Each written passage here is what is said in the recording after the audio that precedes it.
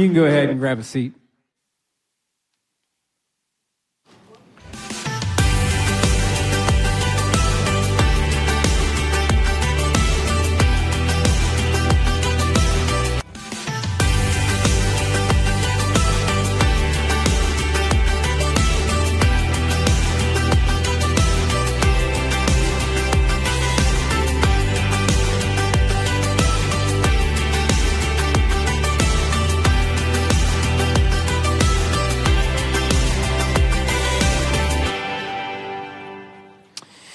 Well, hey, everybody. Good morning to you.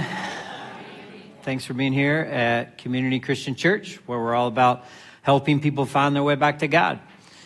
How many of you remember that old TV show, Star Trek?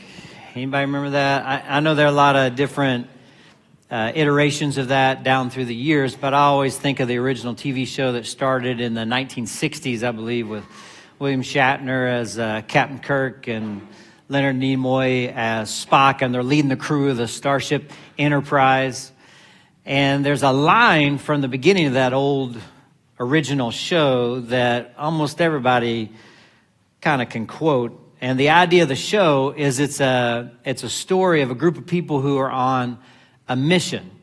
And they're charged with the exploration of the universe. And they're going where no one's gone before.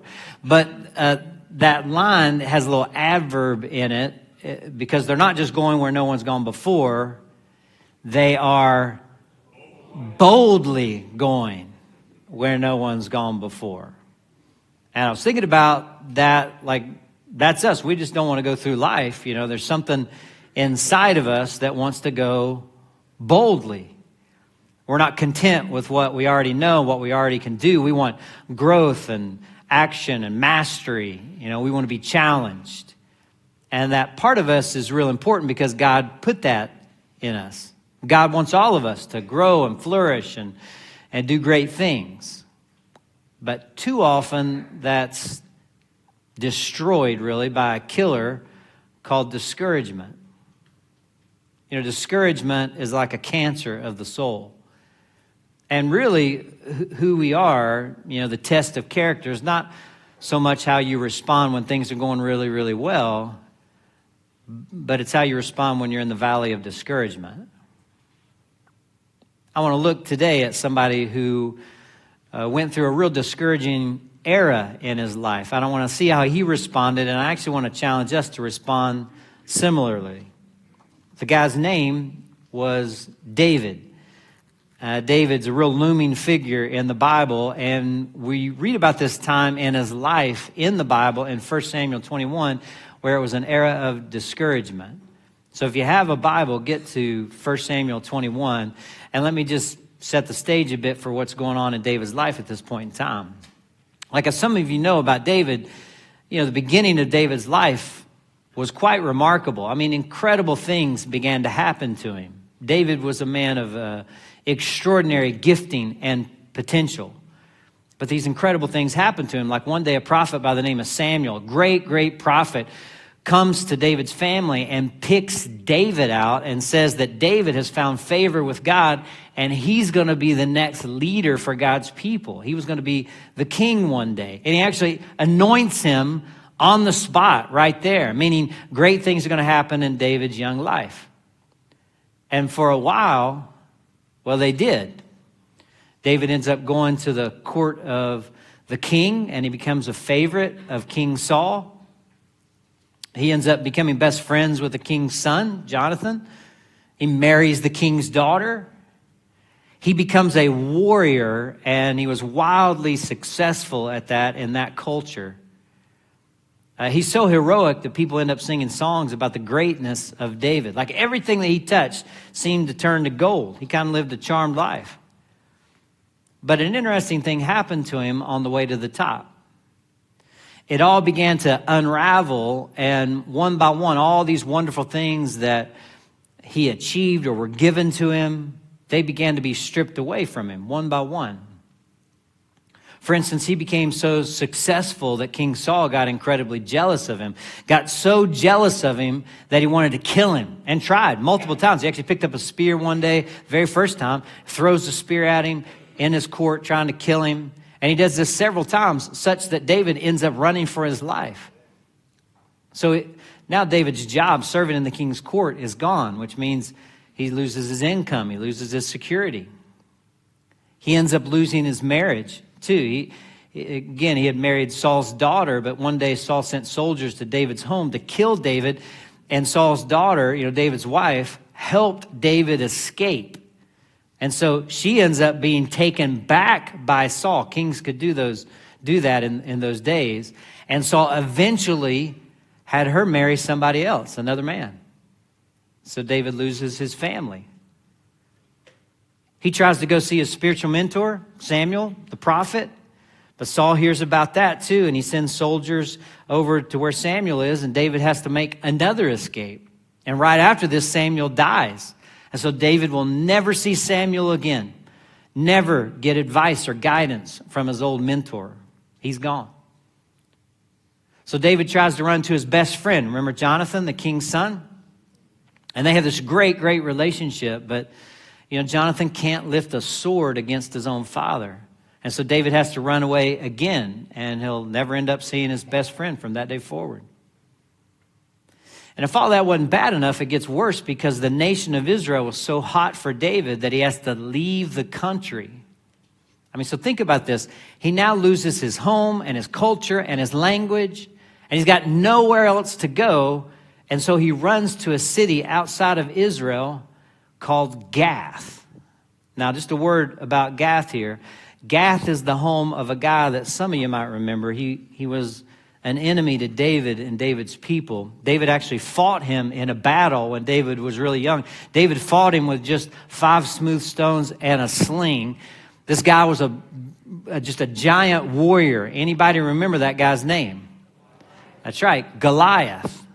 Gath is the city where Goliath is from, the city of the Philistines, who were one of the main enemies of Israel.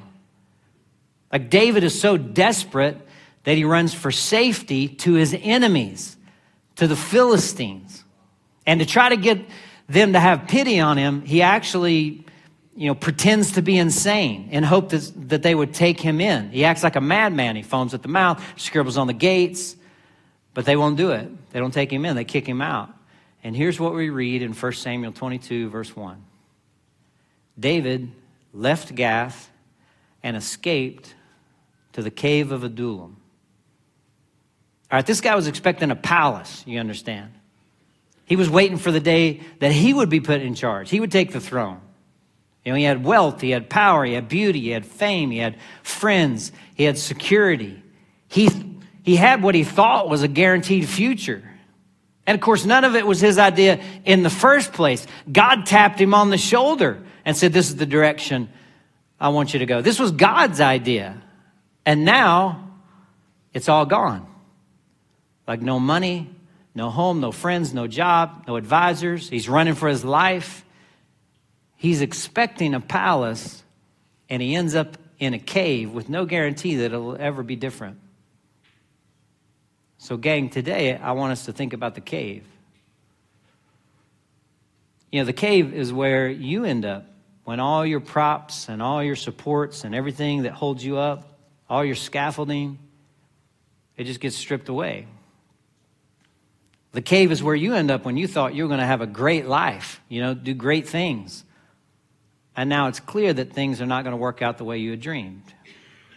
A cave is a place where your hopes and your dreams, they turn to dust. And some of you might feel like you're living in a cave in your life right now. Maybe it's because you lost a job. You're under financial pressure. Maybe it's because your dreams of a family have been shattered. Maybe you lost a spouse to death or divorce. Or maybe, you dreamed of having a marriage and it hadn't happened. Or maybe it has happened, but it's been pretty disappointing for whatever reason. Maybe you've lost a mentor or a good friend or have been deeply disappointed in a relationship. Maybe it involves a physical condition and somebody you love has lost their health, or maybe you have lost your health. Maybe you made a bad decision somewhere along the line and everything is crashing down around you and you find yourself alone. For whatever reason, you're in a cave. And some of you aren't in a cave today, but you will be. Because sooner or later, everybody logs some time in the cave. What's hardest, I think, is you start to wonder, like, has God lost track of me? Has God forgotten his promises to me? Does God remember where I am? Does God care? Will I ever be anywhere but this cave? Is this just going to be my life? But I'll tell you one thing we really got to understand is that caves are where God does some of his best work. The cave is where God sometimes molds and shapes a person like in no other place. The cave, for reasons I don't fully understand, sometimes with all the props and the awards and the achievements gone from your life, like when it all gets stripped away, you find that all you really have is God. And you discover that God's enough. Sometimes, of all the places in this world, it's not the palace, but it's the cave where you meet God. Well, David spent, check this out, David spent about 10 years of his life on the run, in the wilderness, going from cave to cave to cave. 10 years. Everything was going along so great for so long, and then he ends up in the cave and he spends 10 years of his life. He essentially spends his 20-somethings on the run, going from cave to cave, 10 years. Now, he was not entirely alone. Like David did have some people come to him, and they formed a little community, but they weren't a real promising group. You know, the Bible describes them in 1 Samuel 22. This is David's little community. Check this out, all right? All those who were in distress or who were in debt or discontented gathered around him, and he became their leader. It's not exactly the cream of the crop right there, is it? You know, some of you lead small groups. Imagine if that described your small group, you know? And David spent years with these folks. You know, eventually they established a kind of refugee community in a village called Ziklag. They ended up starting families. They got married. They're raising their families. And then one day they go off to fight a battle. And when they come back to discover that this village, this little startup that they had begun, well, it was destroyed. It was gone. It had been burned. And their wives and their sons and their daughters, they're carried off. They're taken captive. Like these men who were outlaws and fugitives from their own country, they've lost everything now. And for David, he's lost everything again. And just when you think it couldn't get any worse for him, it does. Because the Bible says in 1 Samuel 30, David was greatly distressed because his own men were talking about stoning him. I mean, think about this. This is David. He's a fugitive from his own country. His kings tried to kill him. He's lost his mentor. He's lost his best friend. He's lost his wife. He's lost his future. He's lost his security. He's lost his reputation. He's lost his money. He's lost his home. He finds the courage to launch a little startup in the middle of nowhere with a bunch of riffraff, and things go south, and now they want to kill him. And then comes, I think, one of the most incredible verses in the Bible.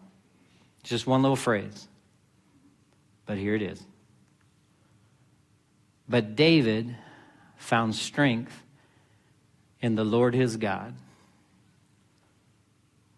But David found strength, not in his own resilience, not in his own brilliance, not in his own capacity, not in his own giftedness, not in his own determination. No, David found strength in the Lord his God. Some translations will say David encouraged himself in the Lord. And there, in the mystery of someone being alone with God, everything changed. Now, his circumstances were no different, you understand, right?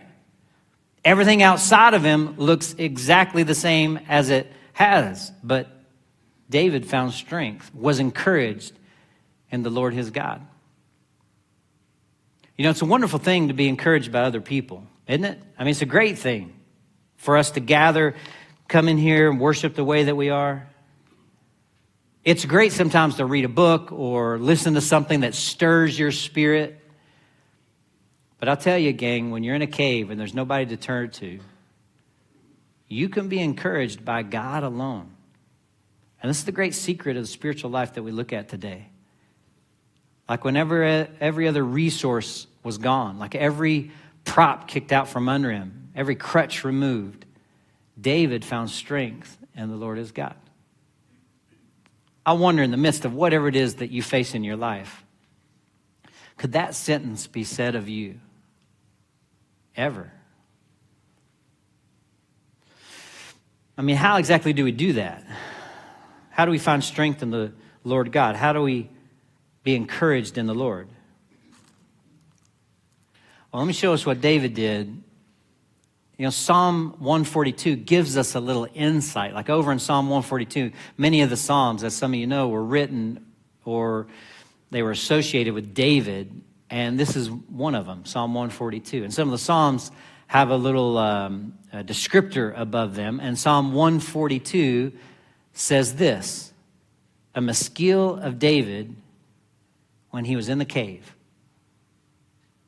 We spent the beginning of this year looking at several different psalms, and this psalm is a psalm for cave dwellers. It expresses the cry of David's heart when he was living in a cave. Look at what it says. It's just 7 verses long, Psalm 142. But here's what it says: I cry aloud to the Lord. I lift up my voice to the Lord for mercy. I pour out before him my complaint. Before him I tell my trouble. When my spirit grows faint within me, it's you who watch over my way. In the path where I walk, people have hidden a snare for me. Look and see, there's no one at my right hand. No one's concerned for me. I have no refuge. No one cares for my life. But I cry to you, Lord. I say, you are my refuge, my portion in the land of the living. Listen to my cry, for I'm in desperate need. Rescue me from those who pursue me, for they are too strong for me. Set me free from my prison, that I may praise your name. Then the righteous will gather about me because of your goodness to me. Now, the first thing I want us to understand that David does here is he turns to God and he pours out his heart to God. He cries out to God. He essentially complains to God. Look again at verses 1 and 2. I cry aloud to the Lord. I lift up my voice to the Lord for mercy. I pour out my complaint before him. Before him I tell my trouble. Now, listen, you can do this. I think everybody in here can actually do this. For instance, a quick show of hands here. How many of you know how to complain? Anybody? Yeah. Like some of you have discovered it's like your superhero power. You know, you have an extra measure of the spiritual gift of complaint. And let me tell you, if you can complain, you can do this. David says, I pour out my complaint to the Lord. And this is interesting because Bible scholars tell us that there are different kinds of psalms. Like there are some psalms that are thanksgiving psalms. There are some psalms that are enthronement psalms, you know, about the kings and such. Some are psalms of wisdom. But the number one category, the single most frequent kind of psalm, is called the Psalm of Lament, which is just a fancy word. Lament is just a fancy word for complaint. That's the most frequent psalm, a psalmist complaining to God. And God apparently is not put off by this. Like God welcomes this. He invites this for people to do this. And David, he gets still enough before the Lord to get to the very bottom of his pain and discouragement. Like he feels it in his gut.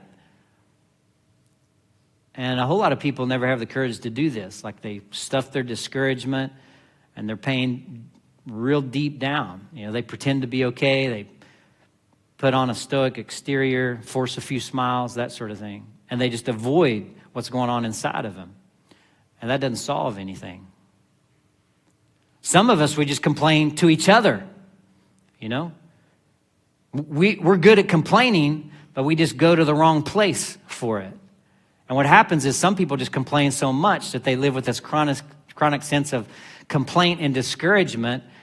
And the discouragement factor in their life just raises up so high. They just get used to it. They don't even notice, but it kind of leaks out of them and robs them of life. And it drains life out of all the people around them too. Yeah, old story. I love this story. But this guy has a neighbor, a farmer, who's just never impressed by anything. He's a real discouraging, complaining kind of guy. And so the man, he gets this hunting dog, the world's greatest hunting dog, and he trains it to do remarkable things just to impress this, negative, discouraging, complaining neighbor. He teaches this dog to sniff scents from miles away, to sit and point for hours on end without moving a muscle. He ends up inviting this farmer, his neighbor, to go out hunting with him. And they go, and this dog does all these remarkable things right before him, but the farmer doesn't say a word. Finally, they're in a duck blind, and the guy shoots a duck, and it lands in the middle of a pond. And so he sends his dog, this, finely trained dog. He sends this dog out to retrieve that, and the dog goes out, and he ends up walking on top of the water of the pond. He's walking on the water, and he goes there, and he gets that duck. He fetches that duck in his mouth, runs back across the water, on top of the water, runs back, drops the duck right there before the guy, And he's thinking, now surely this guy's going to be impressed with this. And he turns, he looks at the old farmer. And the farmer says, so, your dog can't swim, can he?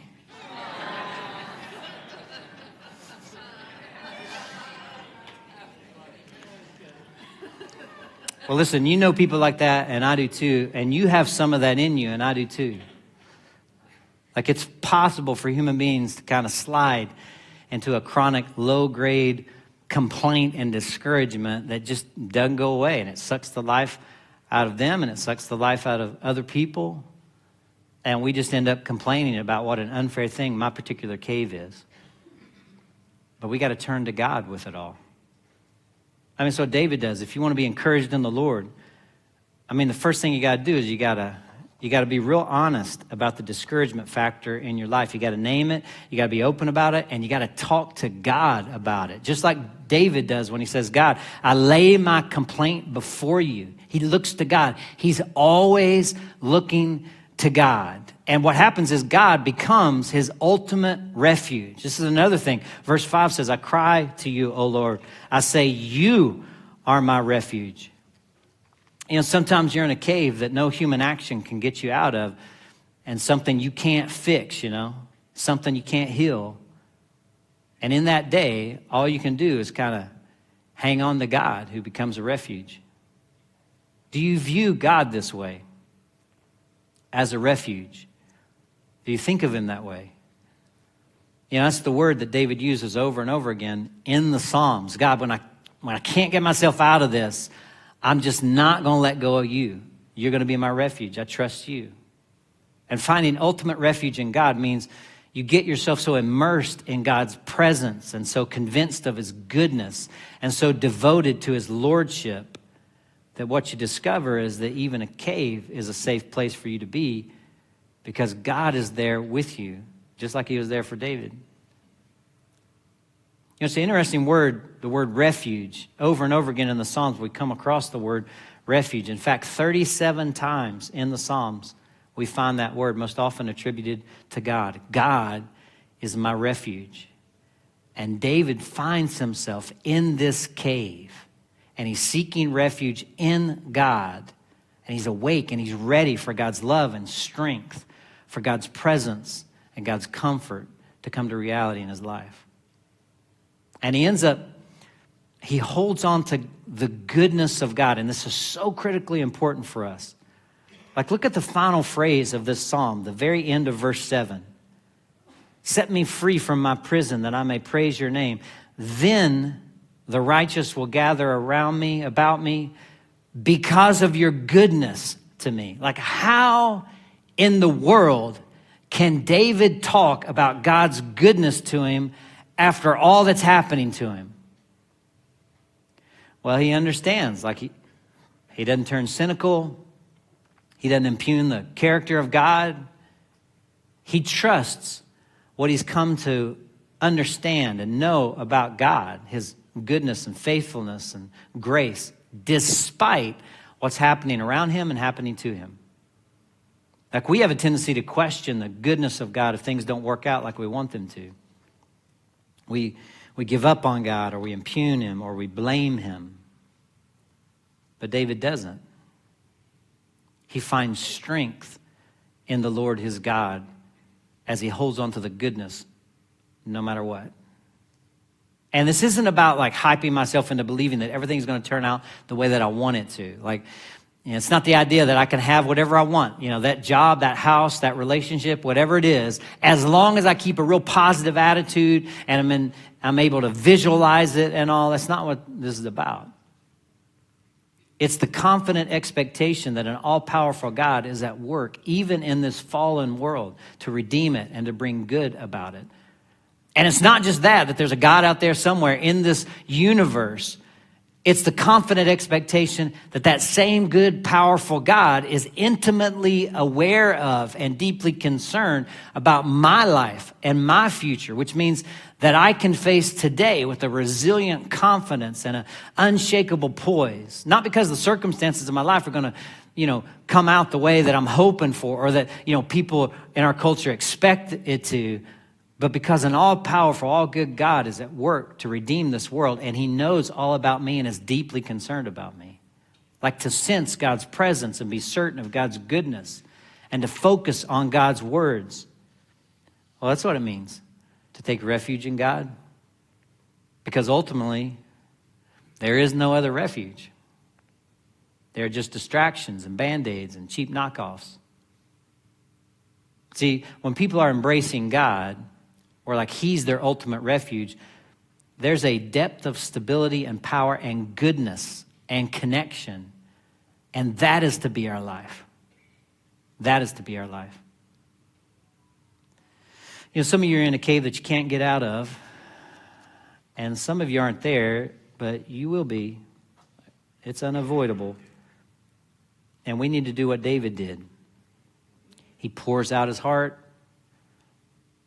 He looks to God as his ultimate refuge. He clings to the goodness of God no matter what. And I'll tell you, on that day when you find yourself in a cave, you can only hold on to the one piece of good news that matters most, which is that God understands all about caves because God's been there. It's part of why he sent Jesus. It turns out when Jesus came for a little while, the one who was called the Son of David, for a little while, just like David, everything went great. For a little while, all the stuff that Jesus touched turned to gold. And people loved his teaching, and they would come to him. Those who were in distress and in debt and discouraged and sick, they would come to him. He would heal them. He would embrace them, and they loved him. And word spread about him, and the crowds, they were big, until one day he rides into Jerusalem. And they throw palm branches in his way, and they cry out, "Hosanna to the Son of David." And they want to make him king, but he wouldn't be that kind of king. And when they found out, they all turned on him. And he lost everything. He lost his position as a teacher. He lost his safety. He lost his friends. They all ran away from him when he needed them most. The Son of David also had huge crowds who were disappointed in his leadership. And he had people who wanted to kill him too, and this time they did. They put him under arrest, and they sent him to a mockery of a trial, and they convicted him on the basis of nothing. And they ripped and they beat his body, and they put a crown of thorns on his head, and they nailed him to a cross. And it was all the sin and guilt that put him there. The most perfect man who has ever lived, the only sinless human life, the most unfair death that's ever been inflicted on anybody. And it was their sin that put him there. And not just theirs, but yours and mine too. It was my sin and your sin that hung him there on that cross. And he died. And they thought, that's it. That's the end of it all. And they took him down from the cross, and they put his body away where they thought it would never be heard of or seen from again. Do you know where they put his body? In a cave. Because they just forgot that God does some of his best work in caves. And God strengthened him, and God breathed life into him, and God brought him back. And he can do the same for you. Let's take a few moments right now. Let's remember that Jesus understands all about caves. And let's look to our only refuge, Jesus, who overcame sin and death and was resurrected again. We do this by celebrating communion. There are these little individually wrapped packets in the back. They have a little bit of bread, a little bit of juice. It reminds us of Jesus, that he went to the cross, that he suffered and he died and he was resurrected again. God brought him back to life, and he can do the same thing for you. Let's take a few moments right now and let's celebrate communion.